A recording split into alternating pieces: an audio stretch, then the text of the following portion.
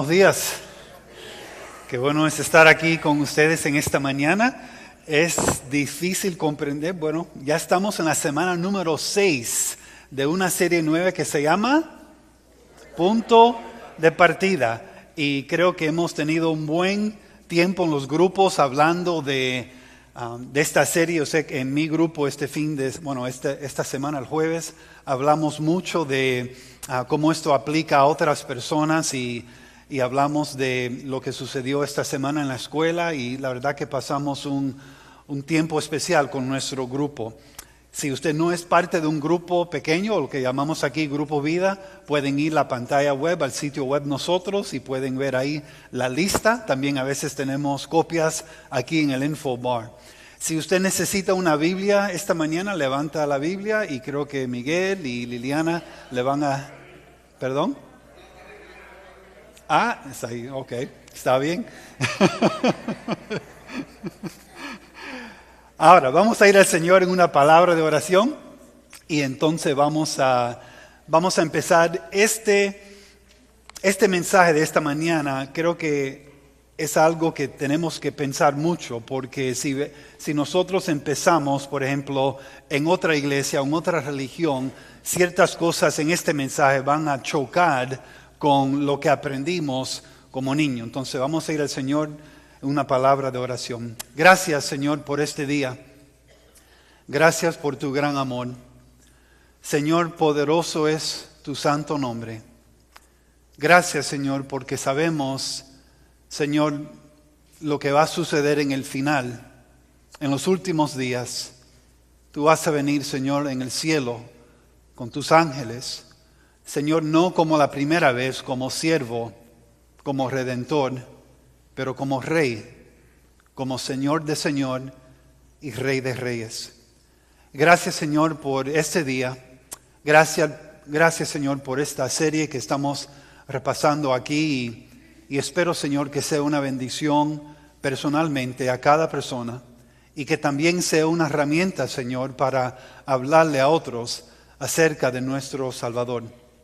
En el nombre de Cristo Jesús. Amén. Empezamos la serie con una idea bastante sencilla y es esta. Todo tiene un punto de partida.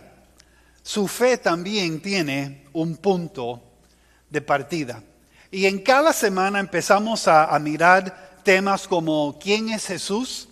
Miramos qué significa el pecado, qué significa confiar en Dios, qué significa el perdón, también las reglas que hemos establecido en casa, en la Biblia, en el Nuevo, en el Antiguo Testamento. Y todo esto nos lleva a esta semana, a una palabra bastante clave, una palabra bastante sencilla, y es la palabra gracia. Gracia, ahí lo pueden apuntar. La palabra gracia es algo que se escucha mucho. Se escucha en la radio, se escucha a veces en la iglesia, obviamente.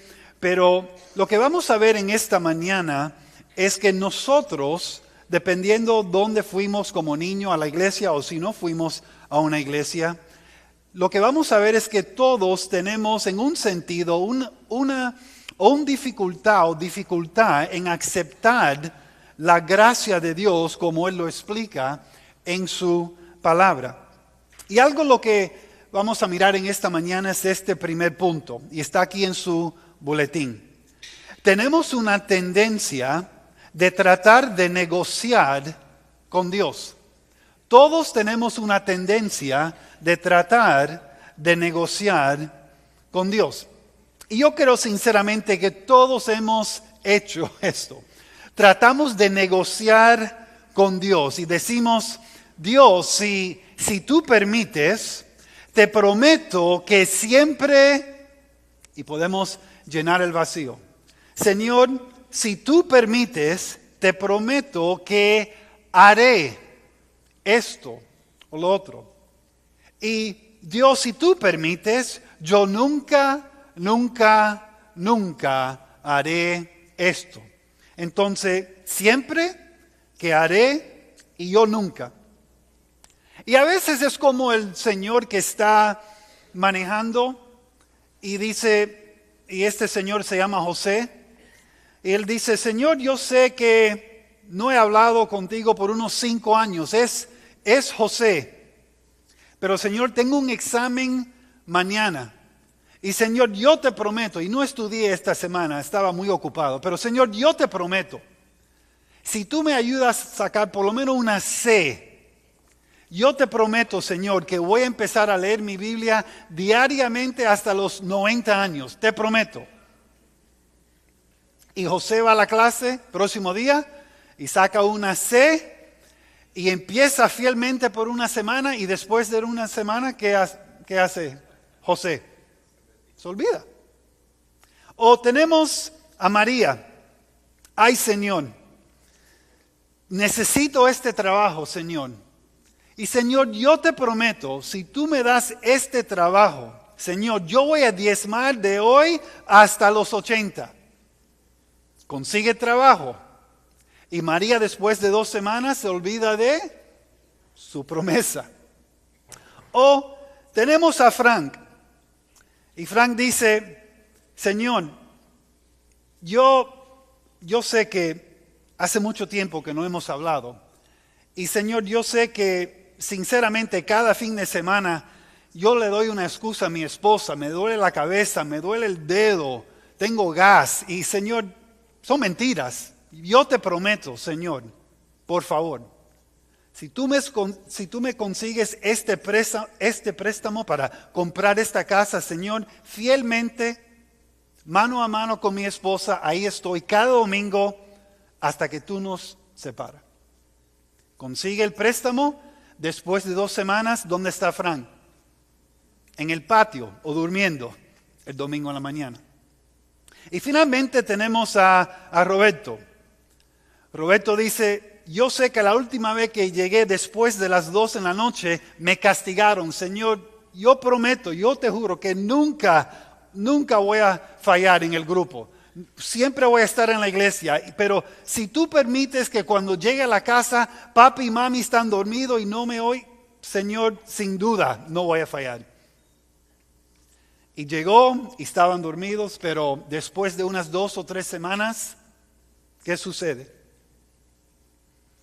Ya nunca regresa. Ahora, aquí es el tiempo de confesar, ¿ok? No estamos en otra iglesia, pero estamos en esta iglesia. ¿Cuántos aquí han tratado de negociar con Dios en algo parecido o algo un poco diferente? ¿Ok? Varios, ¿no? Si somos honestos, creo que es la gran mayoría. Pero aquí está el problema. Aquí está el gran problema. No cumplimos con nuestra parte. Decimos, Señor, si tú permites, te prometo, pero no cumplimos con nuestra parte. Ahora,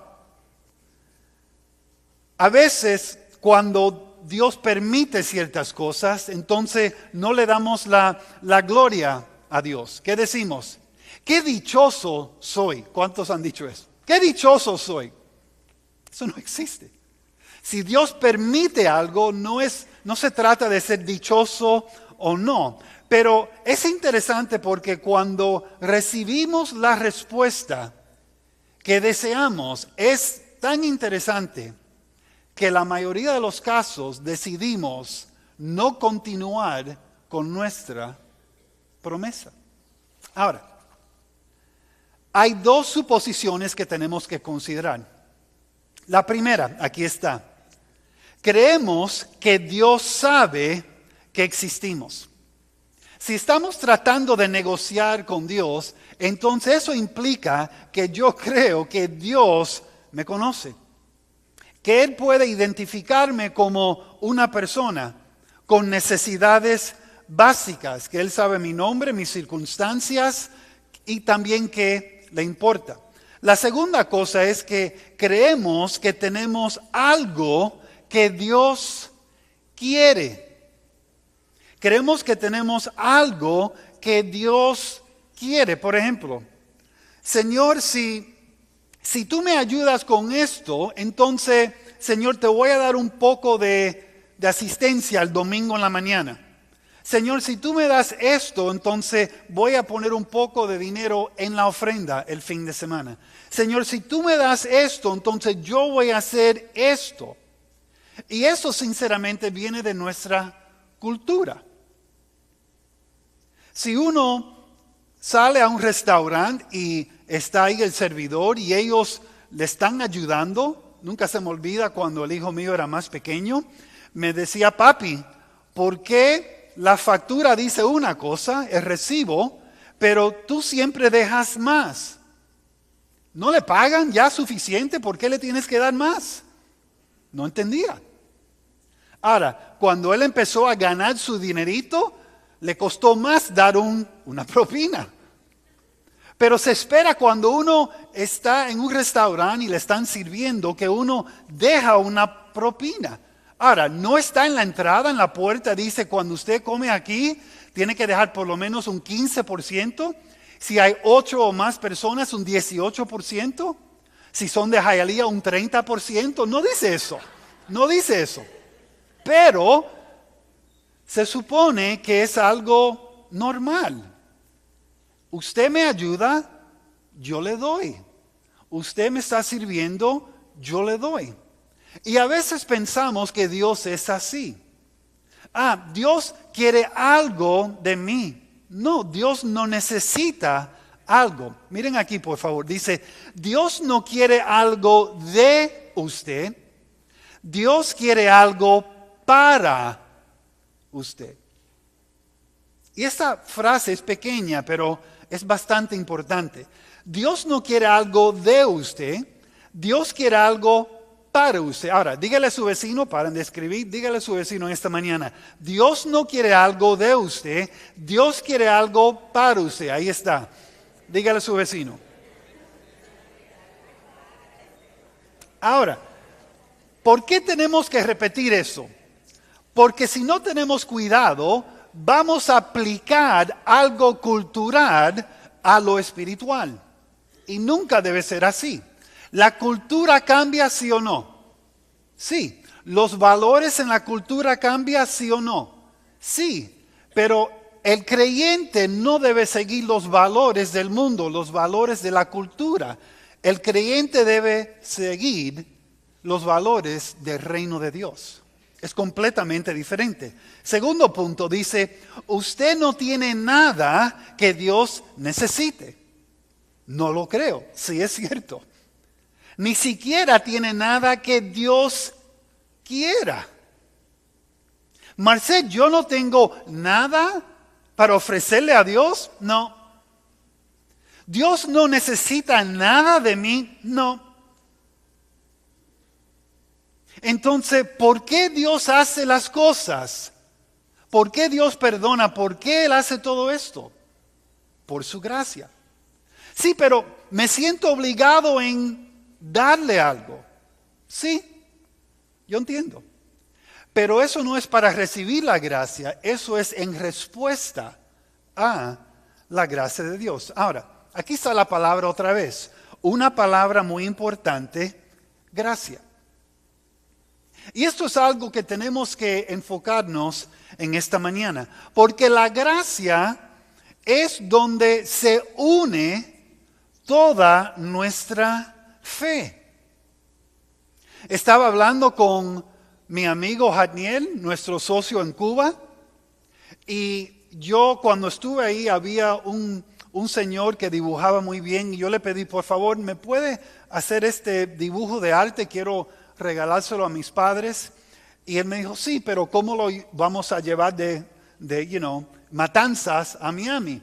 Y le dije, bueno, no se preocupe, tengo un amigo, Jadniel, que él me va a ayudar. Entonces Jadniel llegó al aeropuerto con este tubito, con la pieza de arte. Y antes de pasar para el avión, le pidieron $20 por esa pieza. Ahora, si ustedes conocen a nuestro amigo Jadniel, él estaba arrancado sin un centavo. Pero él no le da pena hablarle a nadie. Y fue a hablar a un señor, creo que era un señor europeo, y le dijo, mira, yo tengo que llevar esta pieza a Miami, pero no tengo $20. Por favor, ¿me puede prestar $20? Ahora, ¿cuántos aquí dicen, no, yo nunca haré eso? ¿Con qué? Él sin pena ninguna. ¿Y saben qué? ¿Saben algo? Le entregó $20. ¿Por qué? Porque él quería entregar algo, él tenía, ahora, esa transacción era una transacción de gracia. ¿Cuál es la realidad? Este hombre y mi amigo Daniel más nunca se van a ver. Ahora, cuando vemos la gracia de otra persona en nuestra vida, ¿no es algo especial? ¿Sí o no? ¿Ok? Hace un tiempo atrás me estaban contando de una historia de un padre y su hijo. Y su hijo estaba mintiendo, estaba haciendo otra cosa y estaba bien claro el pecado del niño y la consecuencia. Y después de un tiempo el hijo otra vez cometió este pecado y su papá, en vez de llevarlo a un cuarto y darle una buena paliza, lo llevó a comer un helado en la calle. Y el hijo estaba como, ¿qué estamos haciendo? Yo hice esto, como aprendimos hace unas semanas atrás, he pecado, no fue un error, fue un pecado, pero papi, ¿por qué estamos aquí comiendo helado? Y por eso el padre le empezó a explicar a él, a su hijo, la gracia de Dios. La gracia de Dios llega a nosotros de tal forma que nosotros tenemos que recibirlo porque no hay nada que yo puedo hacer, no hay nada que nosotros podemos hacer para ganarlo. Y eso es tan difícil para algunos entender. No hay nada que yo puedo hacer para estar bien con Dios, aparte de la gracia de Dios en mi vida por medio de Cristo Jesús. Es por la gracia. Ahora, aquí en su boletín dice, la gracia en el epicentro del Nuevo Testamento. Entonces, cuando miramos el Nuevo Testamento, es la gracia de Dios. Número 2, significa favor inmerecido. Favor inmerecido. Número 3, no hemos hecho nada para merecer la gracia de Dios. La gracia de Dios es, y me encanta esta palabra, incondicional. Incondicional. Está en el epicentro, significa favor inmerecido. No hemos hecho nada para merecer la gracia de Dios. Y la gracia de Dios es incondicional. Entonces, lo que es más asombroso es que uno, con esta idea, no hay persona mejor que otra. Porque todos hemos recibido la gracia de Dios, pero no todos hemos aceptado la gracia de Dios. Noten aquí lo que dice en su boletín.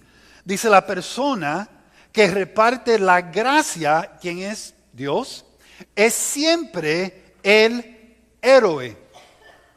Siempre el héroe.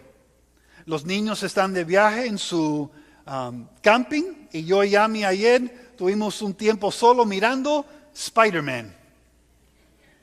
Sí, yo sé que es muy espiritual, Spider-Man.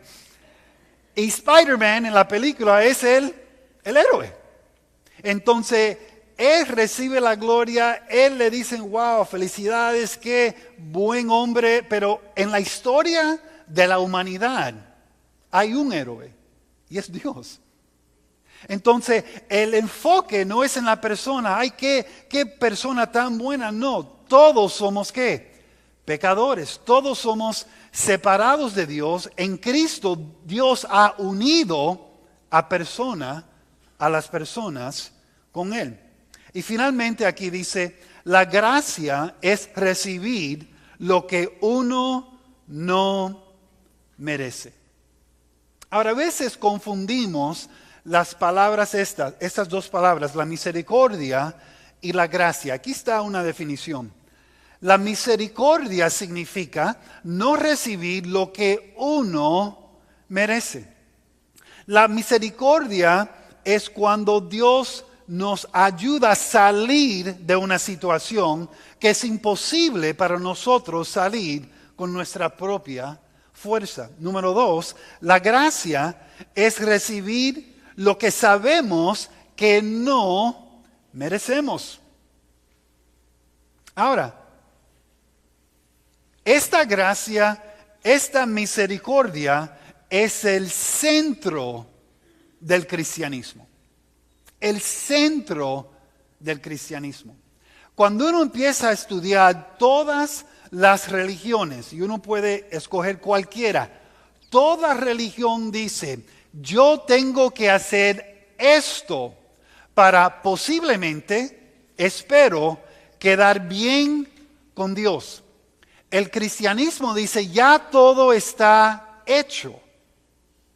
En la cruz todo está hecho. En la resurrección todo está hecho. Ahora, vamos a mirar aquí el próximo punto donde dice, la gracia de Dios está en el centro del cristianismo.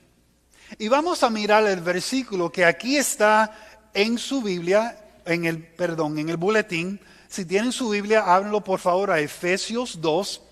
Y vamos a mirar algo bastante importante aquí en el tema de la gracia. Y vamos a hacer esto, vamos a leerlo y después vamos a hablar poco a poco con cada parte. Dice, antes ustedes estaban muertos a causa de su desobediencia y sus muchos pecados.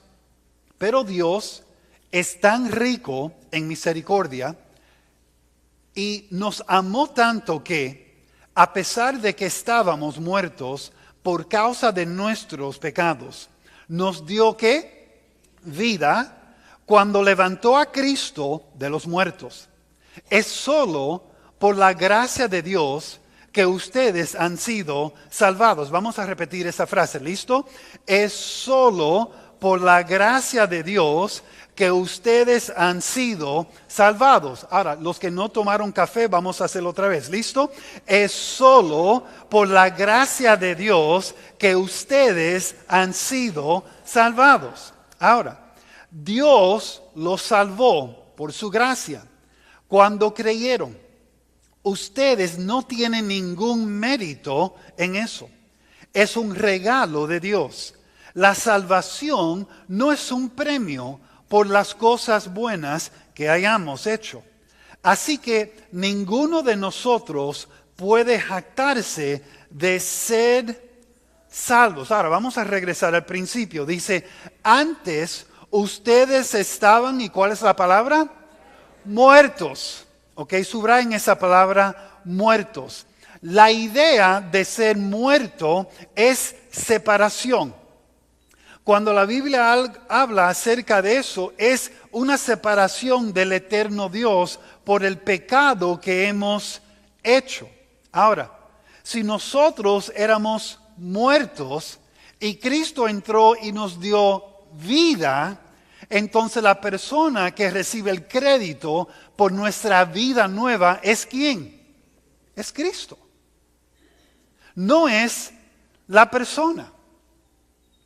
A veces las personas hablan conmigo y piensan que como soy pastor, tengo como un cuarto que puedo ir y hablar con Dios en secreto que nadie más puede ir si no son pastores. Falso. Cada persona tiene el mismo acceso a Dios por medio de la sangre de Cristo Jesús. No hay algo más especial porque uno es pastor o no es pastor, o es maestro o no es maestro. La Biblia dice que cada persona puede ir al trono de Dios y pedirle y preguntarle y hacer petición. Cada persona. Ahora, en el idioma del griego, cuando algo es bastante importante para el autor o el escritor, lo que hacen es que mueven la frase del medio al principio del párrafo o de cada punto. Entonces, aunque nosotros éramos muertos, dice aquí, pero Dios. Entonces, antes de conocer a Cristo, ¿éramos qué? ¿Éramos qué? ¿Éramos qué? Pero la frase dice, pero Dios, ¿qué dice? Pero Dios. ¿A dónde estamos en esa frase? En lo muerto, ¿ok? Muerto, pero dice, corta, pero Dios. Ahora, ¿cuál es la diferencia? La diferencia es que nosotros en nuestra naturaleza pecaminosa fuimos separados de Dios. Pero Dios, y dice, pero Dios. ¿Qué hizo Dios? Él cambió todo. Porque en nuestra cultura, ¿cuál es la norma? Si cometí un error, pero quiero ser mejor. Sí, este error fue grave, pero voy a empezar a hacer esto.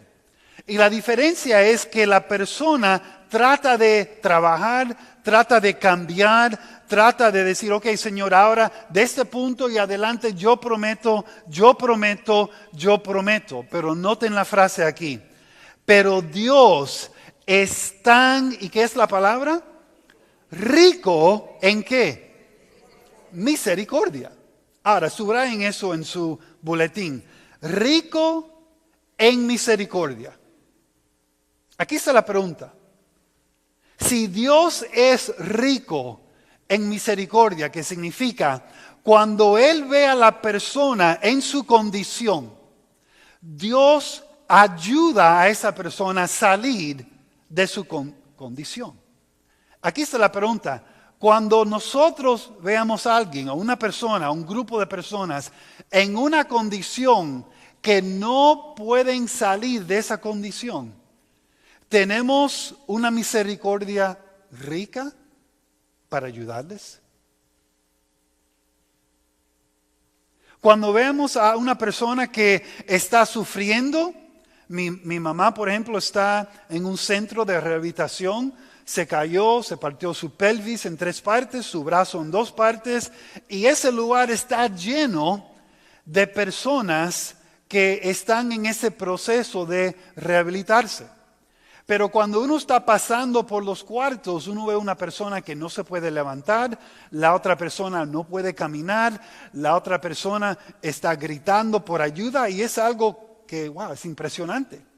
Pero cuando uno está caminando y ve a las personas en esa condición, en esa situación, le debe impactar su corazón. Debemos tener misericordia por esas personas, aunque ellos no nos conocen. Es interesante porque mi mamá trabajó en el Palmetto, en el hospital, por unos 30 años. Y cuando la llevaron al centro, habían por lo menos 3 enfermeras y 2 directoras que trabajaron con mi mamá. Ahora, lo más lindo es cuando ellos pasan por el cuarto, ¿qué hacen ellos? Aunque ella no es su paciente, ¿qué hacen? Entran en el cuarto, ¿cómo está Irma? ¿Cómo se siente? ¿Necesita algo? Ok, no le diga a nadie que estuvo aquí, pero si necesita algo, yo estoy aquí en el pasillo. ¿Y qué están haciendo? Están cuidando de ella porque hay una misericordia, relación. Ahora, cuando tenemos esa misma misericordia, ¿qué es lo que vamos a hacer? Vamos a extender la mano, vamos a ayudar a esa persona. Otra vez, repito, pero Dios es tan rico en misericordia. Ahora, una pregunta. El apóstol Pablo, antes de conocer a Cristo, ¿cuál era su profesión? ¿Era un fariseo? ¿Y cuál era su actitud con los cristianos? Odio, ¿no? Trató de matarlo, trató de encarcelarlo, pero muchos creen que era el hombre más responsable por la persecución de la iglesia. Era la persona que tuvo la autoridad de matar, de encarcelar y era el peor de los peores. Regresamos a la frase, pero Dios, pero Dios, pero Dios. ¿Qué hizo Dios? Dios seleccionó a este hombre, el gran pecador de pecadores, ¿y qué hizo? Él escribió la gran mayoría del Nuevo Testamento. Él empezó más iglesias que cualquier otra persona. Pero Dios, pero Dios, pero Dios. Ahora, ¿vemos la diferencia aquí? El hombre que pecó más contra la iglesia, Dios es rico en qué? ¿Rico en qué? ¿Rico en qué? Y usó a este hombre para cambiar la historia de este mundo. Ahora, ¿cuántos aquí tienen a una persona en su familia o donde trabajan que usted dice, no, esa persona nunca se va a arrepentir? Esa persona nunca va a llegar a los pies del Cristo. Esa persona jamás entrará por esas puertas. ¿Han pensado en eso? ¿Y saben lo que hace Dios muchas veces? Esa misma persona es la persona que Dios transforma y usa ¿para qué? Para alcanzar a otros para Cristo Jesús. Entonces, aquí tenemos la pregunta. Marcel, ¿por qué? ¿Por qué Dios hace todo esto? Y está aquí en su boletín, en la escritura. Dice, Dios dice, y nos amó tanto que. Dice, y nos amó tanto que. ¿Por qué Dios hizo todo esto? Por su gran amor. ¿Por qué Dios hizo todo esto? Porque Dios amó al mundo. Él amaba y Él ama a los judíos, a los no judíos, a los musulmanes, a toda persona de toda religión por su gracia. Ahora, es un don de gracia que no merece ni puede ganar. Segundo, es un don de gracia que el mundo no esperaba. Ahora, mirando aquí a Efesios 2 otra vez, ¿cuántos aquí tienen una Biblia que no es la Nueva Traducción Viviente? Es una traducción diferente. Está bien. Yo le voy a leer aquí en la Reina Valera contemporánea el versículo 8. Dice, ciertamente la gracia de Dios los ha salvado por medio de la fe. En la Reina Valera del año 60 dice, porque por la gracia soy salvo por medio de la fe. Y si vienen esta noche a la clase que vamos a tener, le vamos a explicar la diferencia en las traducciones. Pero la idea aquí principal es lo siguiente. Era por gracia, por medio de la fe. Eso no tiene nada que ver con nosotros. Y aquí miramos la escritura. Dice, ustedes no tienen ningún mérito en eso. Es un regalo de Dios. ¿Qué es? Es un regalo de Dios. Es un regalo de Dios. Es un regalo de Dios. ¿Qué significa eso? Es un don, como ya hemos establecido. Don de gracia que no merece ni se puede ganar. Un don de gracia que el mundo no esperaba.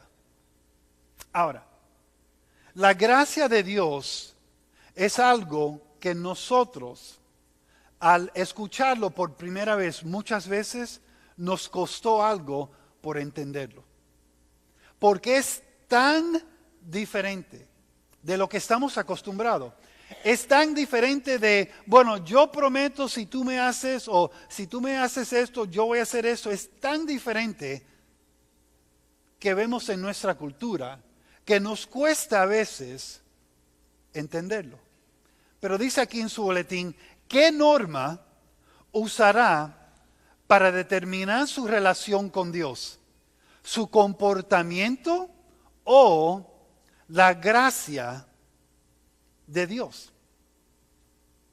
Creo que era la segunda semana, miramos a la idea de algunos creen que son justificados por su comportamiento, otros por su nacimiento, pero en realidad no era el primero ni era el segundo, era el tercero, y eso era confiar en Dios. Dice aquí en su boletín, a muchos de nosotros nos criaron para creer que nuestro comportamiento tenía algo que ver con lo que hicimos en términos de dónde estábamos con Dios. ¿Han tenido una ocasión donde su hijo o su hija, una amistad, no querían decirle la verdad acerca de una situación o un tema? Porque pensaban que, bueno, si yo le digo esto, mi relación con ellos va a cambiar.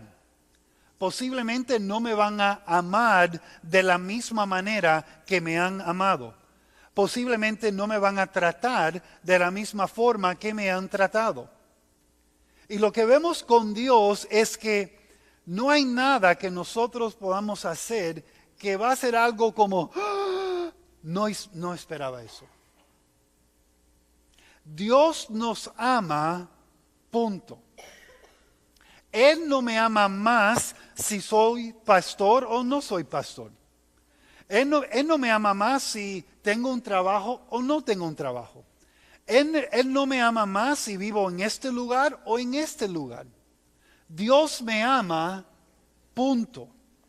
Entonces, ¿qué significa eso? Mi comportamiento y mi nacimiento no tienen nada que ver con el amor de Dios para cada uno de nosotros. Marcel, es que en esta última semana hice algo que era un pecado. Yo entiendo. Aquí está la pregunta. ¿Ha confesado eso a Dios? No, porque sinceramente no tengo el valor, no creo y siento en mi corazón que si le digo esto, entonces va a cambiar las cosas. Bueno, las cosas van a cambiar si no confesamos nuestros pecados. Pero, ¿qué promesa hay en la Biblia? Si confesamos nuestros pecados, Él es ¿qué? Fiel y justo para hacer ¿qué? Perdonarnos nuestros pecados. Ahora, hay dos problemas con las normas que las personas establecen que nosotros creamos para nosotros mismos. Número uno, las inventamos. Número uno. Cuando yo hablo con personas me encanta hablarle acerca de lo que ellos piensan es la norma que Dios espera de las personas. Lo más interesante es que cada persona tiene una norma diferente, un grupo diferente.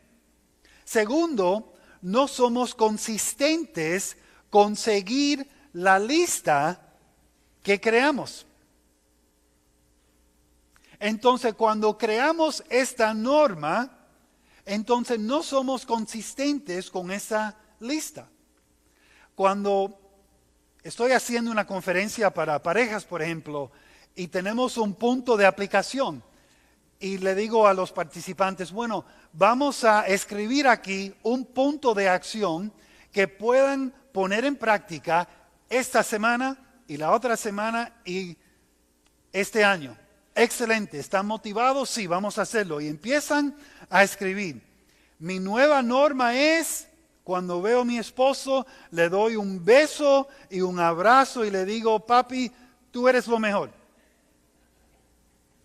Eso dura por 1.5 semanas. Cuando veo a mi esposa, le voy a dar un beso y voy a decir, mi amor, ¿qué necesitas? Ayuda aquí en la casa. Estoy completamente disponible. Eso dura un día.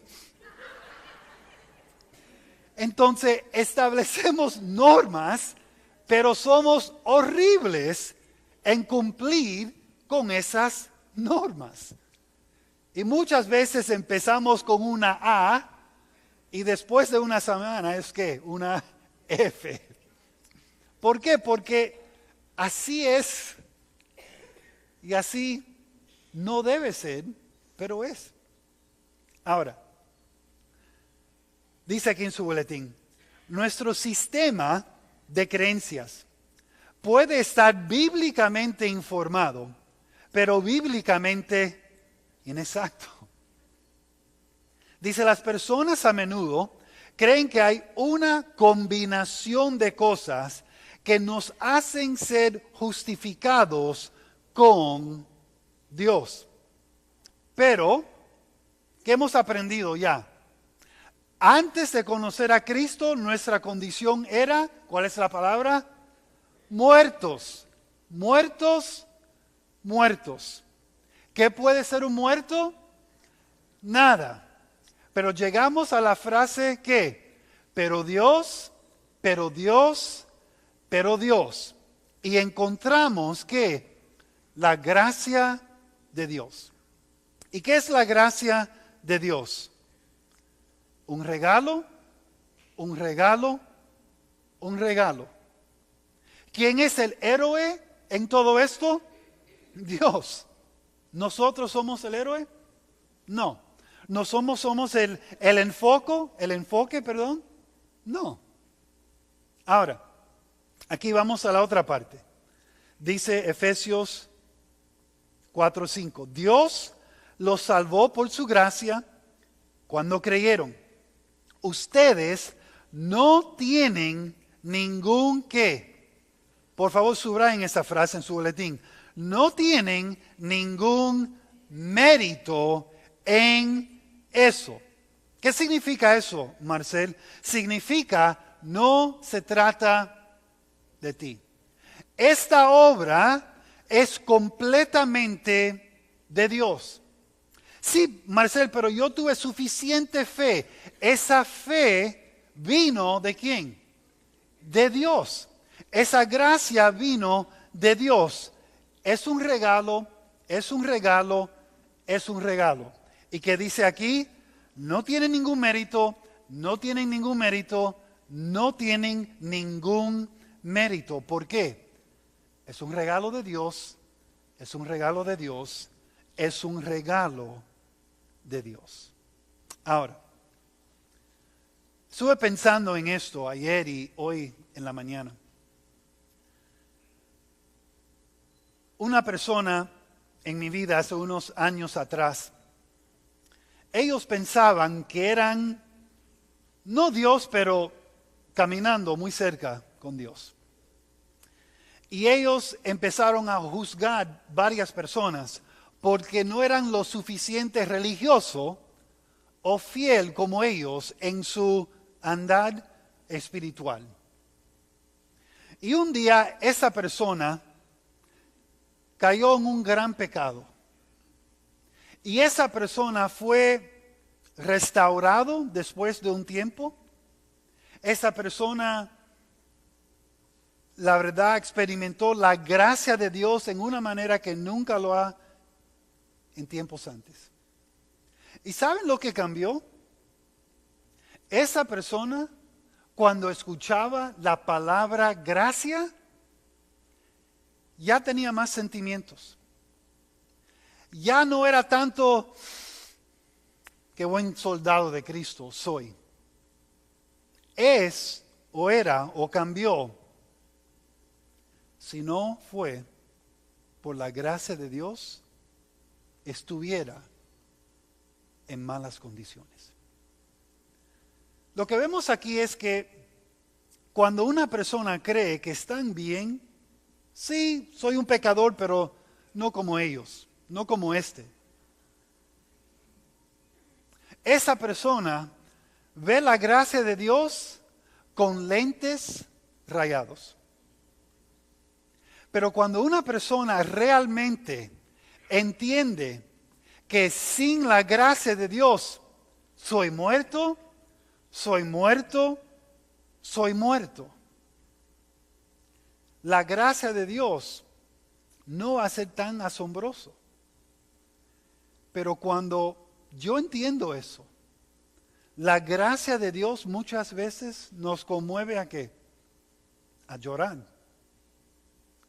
a arrepentirnos de otras cosas y decir, Señor, si no por tu gracia, yo estuviera muerto, muerto, muerto. Entonces, cuando miramos este pasaje, Efesios 2, tenemos que entender esto. No hay que negociar con Dios. Dios no está esperando que yo le entregue algo. Dios no necesita nada de nosotros. Dice aquí, toda la religión se trata de hacer. Tengo que hacer esto, tengo que hacer esto, tengo que hacer esto. La fe cristiana se trata de hecho. Ya está hecho, ya está hecho, ya está hecho. Wow. Entonces, cuando una persona acepta a Cristo como su Salvador, hay una transformación de una persona que está ¿qué? Muerto a una persona que está con vida. Y entonces esa persona, en su agradecimiento a Dios, empieza a mirar las cosas completamente diferente. En un matrimonio, por ejemplo, si una pareja llegan a conocer a Cristo juntos, entonces entienden la gracia de Dios y usted va a su casa y ellos, están sentados para comer, cenar juntos y la esposa le dice, mi amor, tú primero. Y el esposo dice, mi amor, no, tú primero. Y no, tú primero. Y ella dice, no, tú primero.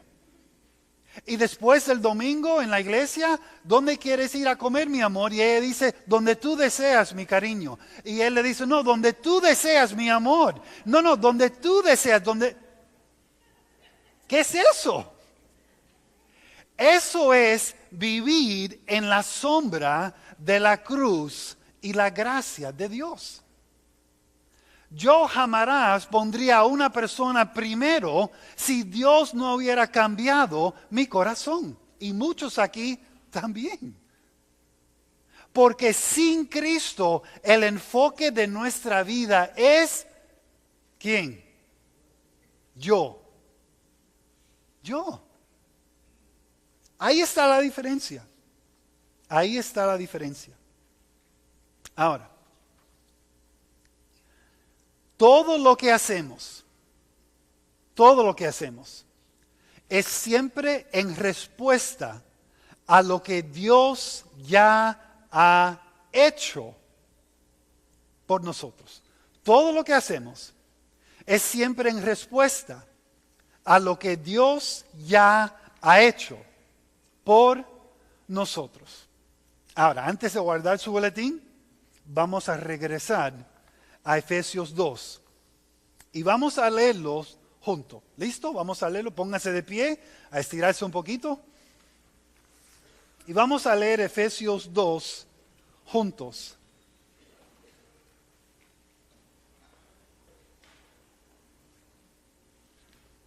¿Listos?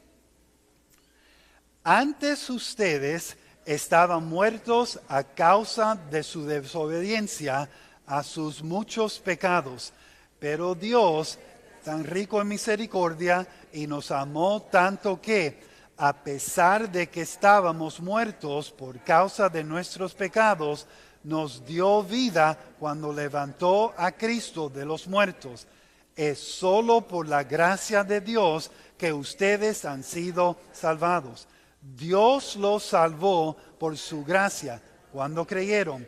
Ustedes no tienen ningún mérito en eso. Es un regalo de Dios. La salvación no es un premio por las cosas buenas que hayamos hecho. Así que ninguno de nosotros puede jactarse de ser salvo. Gracias, tomen asiento. La gracia de Dios. Marcel, ¿cuál es ese resumen? Fuimos muertos, pero Dios nos dio un regalo no merecido por nosotros. Y lo que vemos aquí, lo que vemos en todo esto es que la gracia de Dios hace la conexión. No depende de mí, no depende de nosotros. Ya Dios ha hecho todo. Y cuando me acerco a Dios, no me tengo que acercar a Dios con, Señor, estas son las cosas que estoy listo para entregarte y para hacer.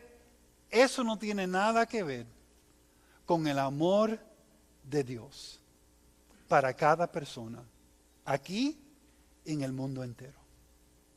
El amor de Dios nos da la gracia de Dios. Amén. Inclinen su rostro, por favor.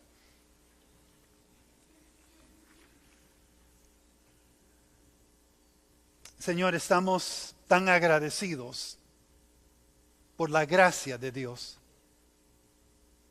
Señor, por tu gran misericordia en nuestra vida. Señor, y aunque nuestra cultura nos dice que tenemos que hacer esto y lo otro y tenemos que negociar y posiblemente en el futuro tú vas a determinar si vamos a entrar en tu reino o no. Señor, sabemos que la Biblia enseña algo completamente diferente. Nos enseña, Señor, que la gracia de Dios es algo tan poderoso. Es una iniciativa divina que no depende de mí, que no depende de nosotros. No se trata de qué tengo que hacer. Se trata de que ya se ha hecho. Oh Señor, eso no es solamente para nuestra salvación. Es para la vida cristiana. Señor, no tenemos que hacer las cosas pensando que, bueno, si no hago esto, entonces no voy a complacer a Dios. Si no hago esto, va a estar enojado conmigo. Si, Señor, tú nos amas, punto. Tú nos amas. No tenemos que hacer nada para ganar tu amor. Oh Señor, ayúdanos a realmente entender eso y ponerlo en práctica, Señor, con nuestra familia, con nuestros hijos, con nuestros padres, esposos, esposas. Señor, amar sin condiciones, mostrar gracia sin negociar. Señor, hacer nuestra parte para mostrar la gracia de Dios en nuestra vida. Señor, muchos aquí, incluyendo yo mismo, estamos tan asombrados de la gracia de Dios, porque sabemos, Señor, que hemos pecado.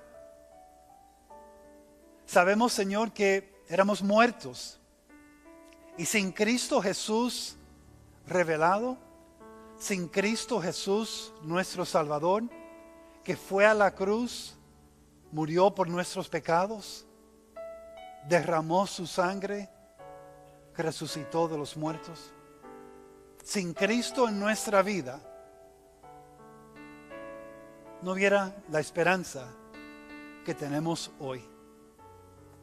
Y por eso, Señor, te damos en esta mañana las gracias por tu gracia. Señor, estamos tan agradecidos